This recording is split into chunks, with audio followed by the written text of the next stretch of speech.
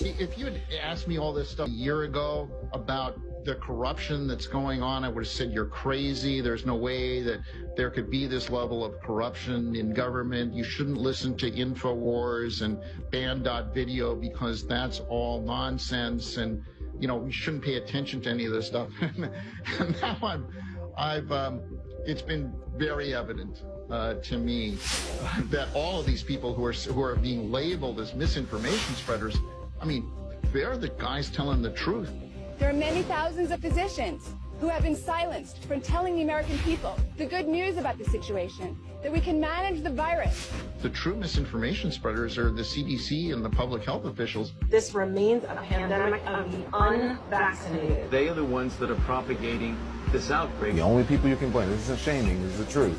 Maybe they should be shamed, are the unvaccinated. This is a situation of an outbreak and a pandemic of the unvaccinated. Dr. Fauci's probably done more good for the world than all of us in this room combined.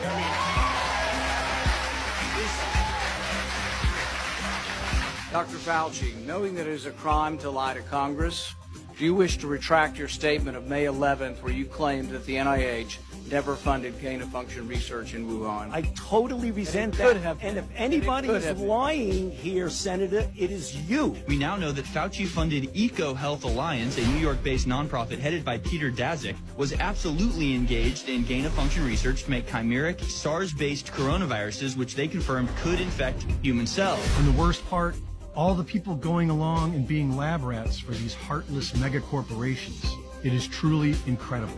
If only people had the entire story that the COVID shots are not conventional vaccines. There are plenty of examples of people that are having very serious medical conditions that result from the vaccination. When the convulsions started, I knew it had to be from the vaccine. Due to this vaccine, I don't even know if I'll gain full movement in my leg back.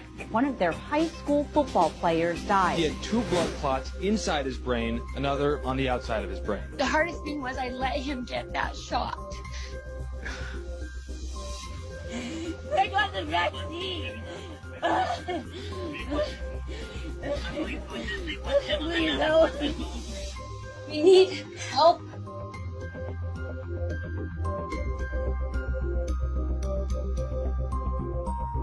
Our next presentation is from Mr. Steve Kirsch. He's a former Silicon Valley tech executive. When the pandemic started, he created the COVID-19 Early Treatment Fund to fund researchers working on repurposed drugs, including fluvaxamine, which is shown to reduce death from COVID by a factor of 12. That's amazing. That study was featured on 60 Minutes. Steve also writes a popular COVID-19 newsletter on Substack and has testified in front of the U.S. Senate regarding the pandemic response. Steve, thank you for joining us. Over to you.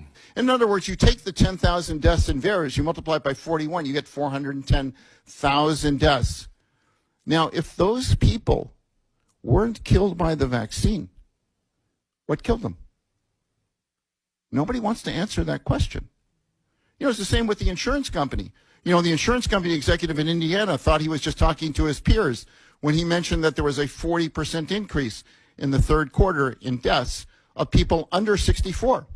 That's not supposed to happen. If you look at the insurance statistics, they're all flat. It's the same number every year. And now it just jumps 40%. How does that happen? That's a 12 sigma variation. It can't happen by chance. So it didn't happen by chance. Something caused that. This is like the greatest cause of death in human history, and nobody knows what it is. I talked to embalmers. Embalmers are the end of the line, you know, the right before you go 6 feet under. I talked to embalmers. I talked to one embalmer, 93% of her cases, that's what they call the dead bodies, they call them cases. 93% of the cases had these blood clots that had never been seen before the vaccines rolled out. Now she's seeing those blood clots in 93% of the people that she embalms. This is the greatest killer of mankind. This is the worst cover-up in human history.